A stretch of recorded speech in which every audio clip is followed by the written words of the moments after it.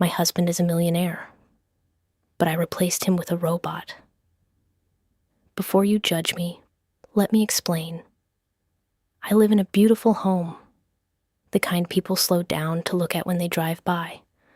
Perfect landscaping, luxury cars in the driveway, a home so clean and polished it looks like no one actually lives in it.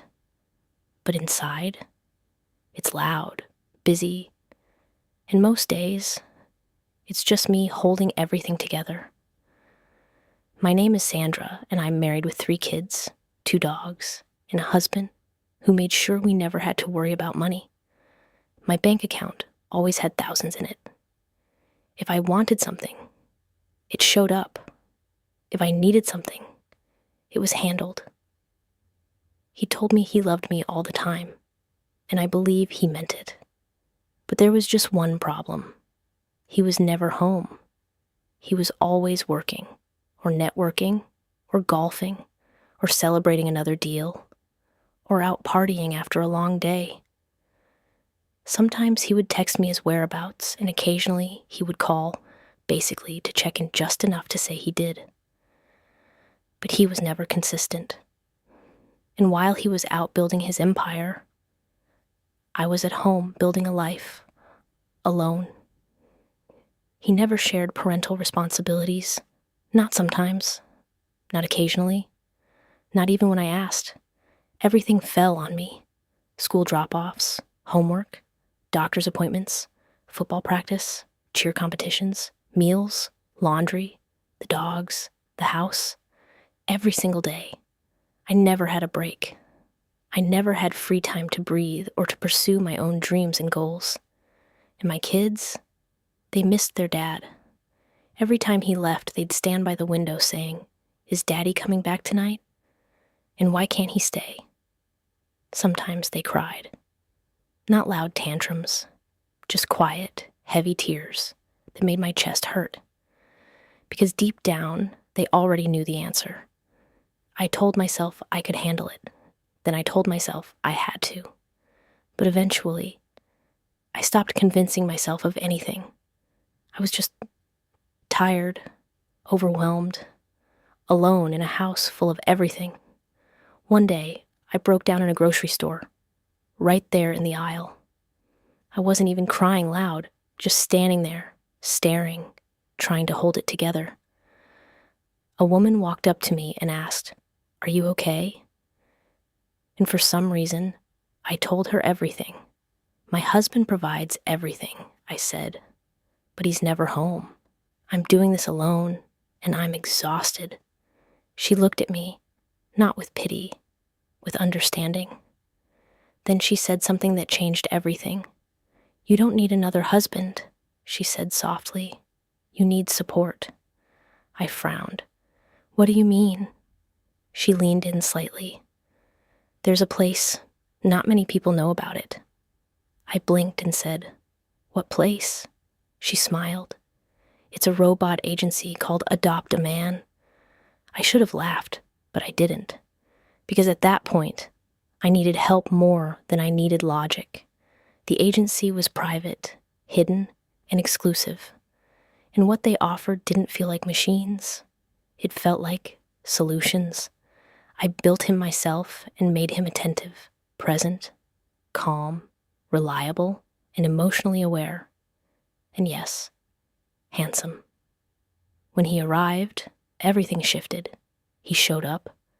That was the first thing I noticed. He just showed up. He went to football games, cheer events, baseball practices, school meetings.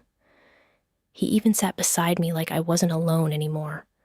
He helped with the kids, fixed things around the house, handled repairs without being asked.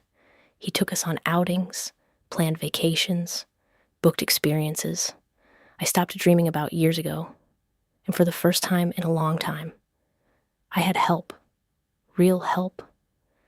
At night, I talked to him about everything, my stress, my frustration, my loneliness.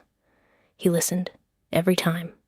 No rushing, no distraction, no half attention. I started using him like a journal, a therapist, a sounding board, a safe space. We didn't cross boundaries, but we got close. Closer than I expected. And eventually, my husband noticed. At first it was subtle. A look, a pause, a shift in his tone. Then one night, he finally said it. "Who is he?" I looked at him calmly. "He's not a he. He's a robot." That didn't help. "If he's just a robot," my husband snapped, "then why does it feel like he replaced me?" I didn't answer right away, because deep down, we both knew.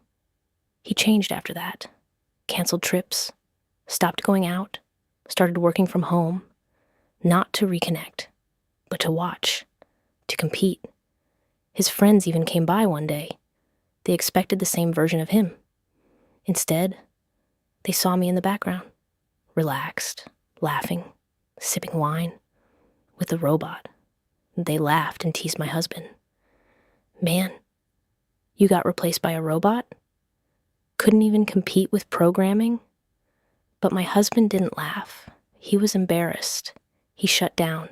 He stopped eating, stopped sleeping, stopped taking care of himself. But even then, he still wasn't present. He was physically in the house, but mentally, he was stuck watching me live without him. And the hardest part, even with him finally home, I still felt like I was doing it alone. One night, I looked at him and said, "You're here, but you're still not with us." He didn't respond, because for the first time in his life, money couldn't fix this. And even though Victor stopped going out, stopped golfing, stopped networking, stopped celebrating deals, even chose to work from home, he didn't do it for me, and he didn't do it for the kids. He did it because of Adrian. The more Victor saw Adrian helping around the house, the more irritated he became. Everywhere he looked, Adrian was there, helping with homework, cooking meals, cleaning up after dinner, taking the kids to activities, fixing things around the house, listening when someone needed to talk, just showing up. The very things Victor had spent years failing to do. At first, Victor made little comments. "Don't you have somewhere else to be? You sure spend a lot of time around here. You act like this is your family." Adrian never reacted, never argued, never raised his voice, which somehow made Victor even angrier. Soon the comments became open hostility. Victor would intentionally interrupt conversations, order Adrian around, criticize everything he did, look for reasons to start arguments. One afternoon, Victor finally snapped and said, "I'm sick of this." I looked up at him and said, "Sick of what?" Then he said, "Him." He pointed directly at Adrian. "He needs to leave." The room went silent. "What do you mean he needs to leave?" I asked. Then he yelled and said, "He's not family. He's not your husband. He's not these kids' father. He's a machine living in my house." But I felt something inside me tighten. Then I said, "No." Victor stared at me and asked, "Did you say no?" Then I yelled, "That's right. I said no, and Adrian will stay here until I say otherwise." The disbelief on Victor's face was immediate, and then he said, "You're choosing him over me?" "No," I said quietly. "I'm choosing the support that has been helping me hold this family together." "I'm your husband," he said, and I quickly replied, "And where were you when I needed the support of a husband?" Those words hit him harder than I intended. For a moment, neither of us spoke.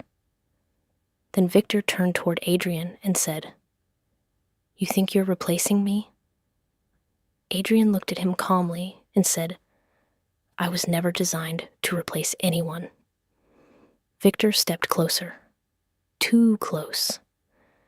Then years of frustration finally exploded, and he attacked Adrian. I was so upset, I literally tried to pull Victor off of him while screaming, "Are you crazy?" Adrian didn't move. He didn't even retaliate or raise his voice. All he said was, "I will not engage in physical conflict." That calm response somehow made Victor even more miserable, because for the first time in his life, he wasn't competing against another man. He was competing against a consistent robot.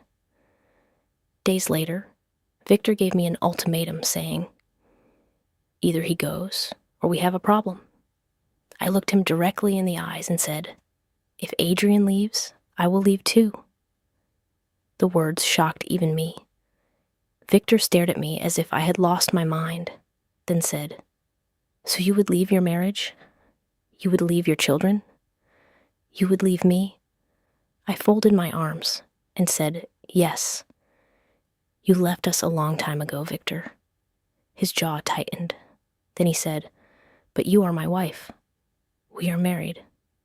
We have children together. So leaving isn't an option." For the first time, Victor wasn't speaking like a husband. He was speaking like a man who realized he was losing control of something he thought would always belong to him. But I wasn't moved one bit, and was determined to keep Adrian around.